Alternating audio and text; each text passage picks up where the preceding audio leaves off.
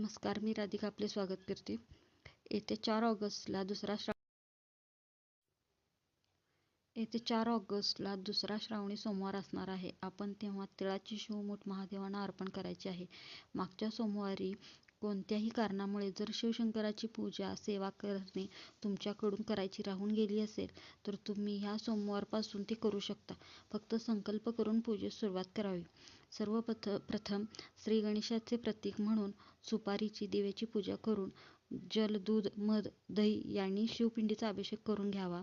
महामृत्युंजय ओम नमः शिवाय मंत्राचा जप करत अभिषेक करावा. नंतर शिवपिंडीवर भस्म अर्पण करत कापसाचे वस्त्र घालावे. फुले, अक्षदा व्हाव्यात.